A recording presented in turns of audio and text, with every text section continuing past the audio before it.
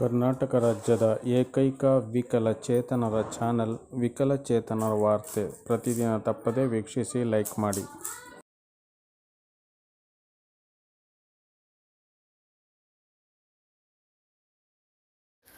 ವಿಶೇಷ ಚೇತನರ ವಾರ್ತೆಗೆ ಸ್ವಾಗತ. ಸ್ನೇಹಿತರೆ, ನಮ್ಮ ವಿಶೇಷ ಚೇತನರಿಗೆ ಸಂಬಂಧಪಟ್ಟ ಒಂದು ಅತ್ಯಂತ ದೊಡ್ಡ ಸುದ್ದಿ ಇದಿದೆ.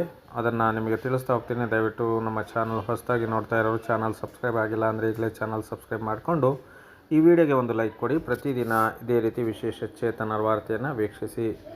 ಸರ್ಕಾರ ಅಂಗವಿಕಲರ ಅಂಕಿಅಂಶ ಮರೆಮಾಚುತ್ತಿದೆ, ನಂಬುರಾಜನ್ ಆರೋಪ.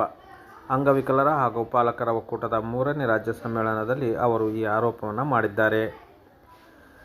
ಸರಿಯಾಗಿ ಸಮೀಕ್ಷೆ ನಡೆಸಿದರೆ ಭಾರತದಲ್ಲಿ ಜಾಗತಿಕ ಸರಾಸರಿಗಿಂತ ಹೆಚ್ಚಿನ ಅಂಗವಿಕಲರಿದ್ದಾರೆ. ಆದರೆ ಸರ್ಕಾರಗಳು ಹೆಚ್ಚಿನ ಅನುದಾನ ಕೊಡಬೇಕಾಗುತ್ತದೆ ಎಂಬ ಭಯದಿಂದ ಅಂಕಿಅಂಶಗಳನ್ನು ಮರೆಮಾಚುತ್ತಿವೆ ಎಂದು ಅಂಗವಿಕಲರ ಹಕ್ಕುಗಳ ರಾಷ್ಟ್ರೀಯ ವೇದಿಕೆ ಕಾರ್ಯಾಧ್ಯಕ್ಷ ನಂಬುರಾಜನ್ ಆರೋಪಿಸಿದ್ದಾರೆ.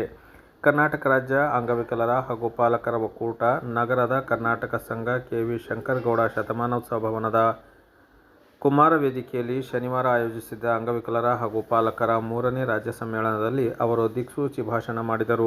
ಈಗಿರುವ 2016ರ ಅಂಗವಿಕಲರ ವ್ಯಕ್ತಿಗಳ ಹಕ್ಕುಗಳ ಕಾಯ್ದೆ ಪ್ರಕಾರ 21 ವೈಕಲ್ಯಗಳನ್ನು ನಮೂದಿಸಲಾಗಿದ್ದು, ಅದರ ಆಧಾರದಲ್ಲಿ ಸಮೀಕ್ಷೆ ನಡೆಸಬೇಕು. 2021-22ರ ರಾಷ್ಟ್ರೀಯ ಕುಟುಂಬ ಆರೋಗ್ಯ ಸಮೀಕ್ಷೆಯ ಮಾದರಿಯಲ್ಲಿ ಅಂಗವಿಕಲರ ಬಗೆಗಿನ ಮಾಹಿತಿ ಸಂಗ್ರಹದ ಕಾಲಂ ತೆಗೆಯಲಾಗಿದ್ದು, ಇದು ಅಂಗವಿಕಲರ ನಿಜವಾದ ಸಂಖ್ಯೆಯನ್ನು ಮರೆಮಾಚುವ ಹುನ್ನಾರವಾಗಿದೆ ಎಂದು ಅವರು ಕಿಡಿಕಾರಿದರು.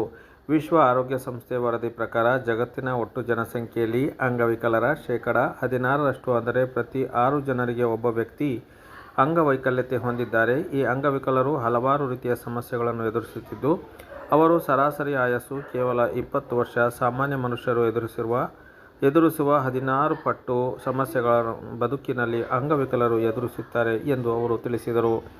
ಉದ್ಯೋಗ ಖಾತ್ರಿ ಯೋಜನೆಯಲ್ಲಿ ಅಂಗವಿಕಲರಿಗೆ ಅರ್ಧ ಕೆಲಸಕ್ಕೆ ಪೂರ್ತಿ ವೇತನ ನೀಡಬೇಕು ಮತ್ತು ಅಂಗವಿಕಲರ ಪ್ರತ್ಯೇಕ ಗುಂಪುಗಳನ್ನು ರಚಿಸಬೇಕು ಎಂದು ಕಾಯ್ದೆ ಹೇಳುತ್ತದೆ. ಆದರೆ ಉದ್ಯೋಗ ಖಾತ್ರಿ ಯೋಜನೆಗೆ ಕಳೆದ ವರ್ಷಕ್ಕೆ ಹೋಲಿಸಿದರೆ ಶೇಕಡಾ 30ರಷ್ಟು ಅನುದಾನ ಕಡಿತ ಮಾಡಲಾಗಿದೆ. ಮೋದಿ ಮತ್ತೊಮ್ಮೆ ಅಧಿಕಾರಕ್ಕೆ ಬಂದರೆ ಪಡಿತರ ವ್ಯವಸ್ಥೆ ಮತ್ತು ಉದ್ಯೋಗ ಖಾತ್ರಿ ಯೋಜನೆಗಳನ್ನು ನಾಶ ಮಾಡುತ್ತಾರೆ ಎಂದು ಸಹ ಅವರು ಇದೇ ಸಂದರ್ಭದಲ್ಲಿ ಆತಂಕ ವ್ಯಕ್ತಪಡಿಸಿದರು. ಸರ್ಕಾರದ ಈ ಧೋರಣೆಗಳನ್ನು ಅಂಗವಿಕಲರು ಪ್ರಶ್ನೆ ಮಾಡಬೇಕು.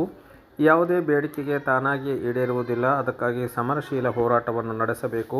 ಹೋರಾಟ ನಡೆಸಲು ಬಲವಾದ ಸಂಘಟನೆ ಬೇಕು. ಸಂಘಟನೆಯೇ ಅಂಗವಿಕಲರ ಅಸ್ತ್ರ ಎಂದು ತಿಳಿಸಿದರು. ಎಲ್ಲರೂ ಸೇರಿ ಸಂಘಟನೆ ಎಂಬ ಅಸ್ತ್ರವನ್ನು ಬಲಗೊಳಿಸೋಣ ಎಂದು ಸಹ ಅವರು ಕರೆ ನೀಡಿದರು. ಪ್ರಾಸ್ತಾವಿಕ ನುಡಿಗಳಾದ ಒಕ್ಕೂಟದ ರಾಜ್ಯಾಧ್ಯಕ್ಷ ಜಿ.ಎನ್. ನಾಗರಾಜು, ವಾಸ್ತವಿಕವಾಗಿ ಅಂಗವಿಕಲರಿಗೆ ಸಮಾಜದಲ್ಲಿ ಸ್ವತಂತ್ರ ಜೀವನ ನಡೆಸುವ, ಸಮಾನತೆಯಿಂದ ಬಾಳುವ ಅವಕಾಶ ಸಿಕ್ಕಿಲ್ಲ. ತಮ್ಮ ಹಕ್ಕುಗಳಿಗೆ ಹೋರಾಟ ಮಾಡಬೇಕಾದ ಅನಿವಾರ್ಯತೆ ಬಂದಿದೆ.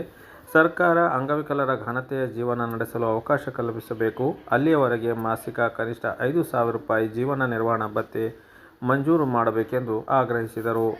ಗ್ರಾಮ ಪಂಚಾಯಿತಿ ನೌಕರರ ಸಂಘದ ರಾಜ್ಯ ಪ್ರಧಾನ ಕಾರ್ಯದರ್ಶಿ ಜಿ. ರಾಮಕೃಷ್ಣ, ಸಿಪಿಎಂ ಜಿಲ್ಲಾ ಕಾರ್ಯದರ್ಶಿ ಟಿ.ಎಲ್. ಕೃಷ್ಣೇಗೌಡ, ಕರ್ನಾಟಕ ಪ್ರಾಂತೀಯ ಕೃಷಿ ಕೂಲಿಕಾರ ಸಂಘದ ಅಧ್ಯಕ್ಷ ಎಂ. ಪುಟ್ಟಮಾದು, ರೈತ ಸಂಘದ ಜಿಲ್ಲಾ ಅಧ್ಯಕ್ಷ ಎ.ಎಲ್. ಕೆಂಪೇಗೌಡ, ಸಮ್ಮೇಳನ ಸ್ವಾಗತ ಸಮಿತಿಯ ಸಿ. ಕುಮಾರಿ, ದೊಡ್ಡಮರಿಗೌಡ, ರಂಗಪ್ಪ ದಾಸರ್, ಮಂಜುನಾಥ್ ಹೆಬ್ಬಾರ್ ಇತರ ಗಣ್ಯರು ಹಾಜರಿದ್ದರು. ಈ ವಿಡಿಯೋಗೆ ಒಂದು ಲೈಕ್ ಇರಲಿ.